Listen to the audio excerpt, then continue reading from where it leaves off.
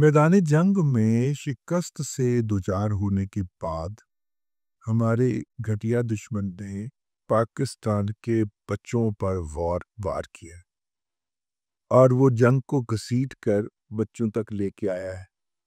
भारत हो या इसराइल हो, वो आपके बच्चों के ऊपर हमलावर है। इसराइल फ़लस्तीन में और भारत पाकिस्तान में अपनी प्रॉक्सीज़ के ज़रिए। भारत ने जो गुज़िश्ता कई दहाइयों से अपनी प्रॉक्सीज़ बलूचिस्तान और सिंध के अंदर पाल रखी है, उनको इस जंग में शिकस्त खाने के बाद अन्नेवाह एक्टिव कर दिया गया है और उनको कहा गया है कि वो जिस तरह का कोई डैमेज पहुंचा सकते हैं पहुंचाएं। सिंध के अंदर नहरी पानी के नाम के ऊपर हर गुजरने वाले ट्रक की लूटमार जारी है। खादों के कंटेनर लूटे जा रहे हैं, पेट्रोल के बाउजर्स लूटे जा रहे हैं और बलूचिस्तान के अंदर पाकिस्तान के बच्चों को शहीद किया जा रहा है। दोनों सूरतों के अंदर ये बात किसी भी कौम के लिए और पाकिस्तान के लिए तो ख़ास तौर पे नाकाबिले कबूल और नाकाबिले बर्दाश्त। पाकिस्तान की वही कुव्वत, वही माइट जो कि जंग के दिनों में नज़र आई है, इन लोगों की बीखकुनी के लिए भी आपको अनकरीब नज़र आएगी।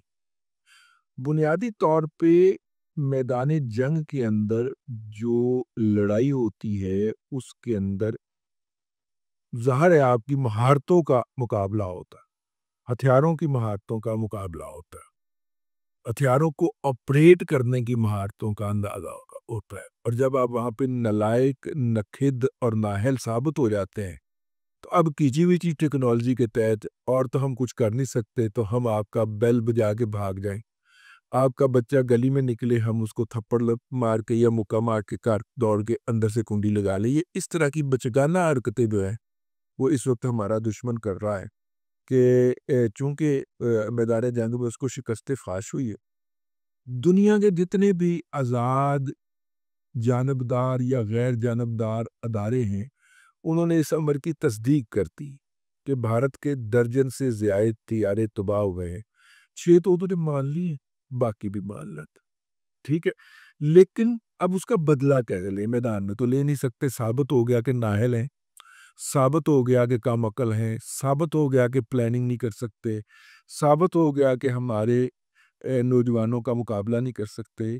तो अब वो कीची-मीची टेक्नोलॉजी के तहत आकर पाकिस्तान के शहरी इलाकों के अंदर हमले किए जाएँ, क्योंकि इस जंग ने जहाँ पे और पाकिस्तान के ऊपर बहुत सारी रहमतें और इज़्ज़तें नाज़िल की हैं, उनमें से एक ये भी है कि कौम यकजान हो गई और वो तबका जिसने कौम के इंतशार का एक तासुर कायम कर रखा था, परसेप्शन बना रखा था, वो भी बेनकाब हो गया।